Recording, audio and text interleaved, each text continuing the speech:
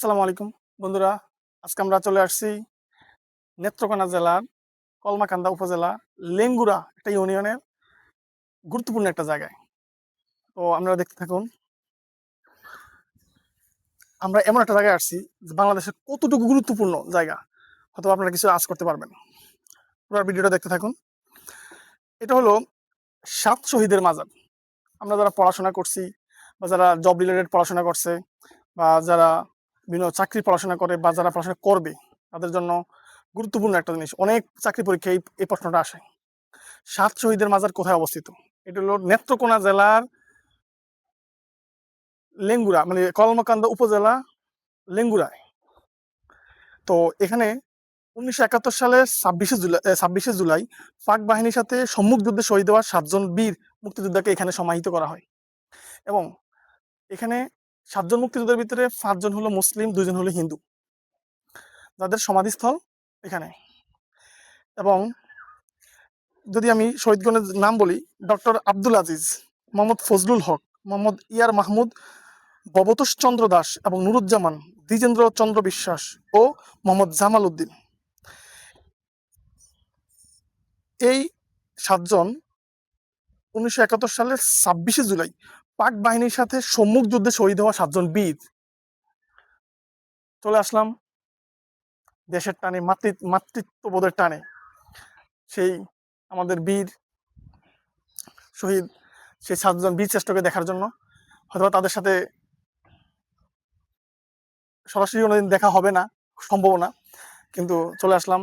দোয়া করি আল্লাহ পাক তাদের ভুল ত্রুটি ক্ষমা করে দিন। এবং সর্বোচ্চ দেশের জন্য যে তারা জীবন কোরবান দিছে এবং আমাদেরকে যে শিখিয়ে গেছে যে দেশের জন্য কিভাবে জীবন কোরবান দিতে হয়, এই জিনিসটা আমরা উৎসাহ যেন পাই। অ্যাটলিস্ট দেশের স্বার্থে আমরা এক চুল পরিমাণ কেউ ছাড় দিতে রাজি থাকবো না। এবং কেন থাকবো না? যে আমাদের এই ৭ জন বীর শ্রেষ্ঠ, বাংলাদেশে আরো অনেক বীর শ্রেষ্ঠ আছে, বাট যেখানে আসছি, যে ৭ জন বীর শ্রেষ্ঠ এই আমাদেরকে শিক্ষা দিয়ে গেছে যে দেশের স্বার্থে এক চুল পরিমাণ ছাড় দিতে জীবন দিব, মাগার ছাড় দিব না। এই জিনিসটা আমাদেরকে শিখিয়ে গেছেন। আল্লাহ তাদেরকে ক্ষমা করে দেন, জান্নাতুল ফেরদৌস নসিব করেন।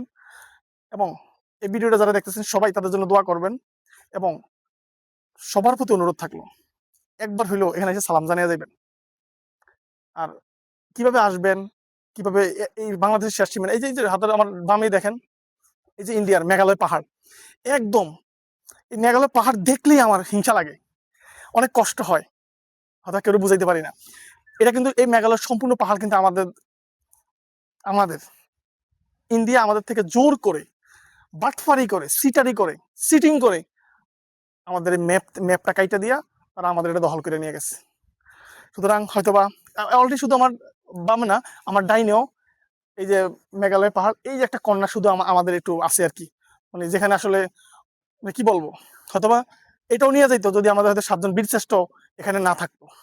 আমি মনে করি ৭ জন বীরশ্রেষ্ঠ না, এখানে ৭টা খুঁটি আমরা গাড়িয়ে থুইছি, আমার দেশের 7টা খুঁটি এখানে গালিয়ে রাখছি। আমি আমি এক কথায় কি বলবো আর। তো যাই হোক, সবাই তাদের জন্য দোয়া করবেন এবং সবাই একবার হইলেও এখানে এসে সালাম জানাতে চেষ্টা করবেন। শুভকামনা রইল সবার জন্য। আল্লাহ হাফেজ। আসসালামু আলাইকুম।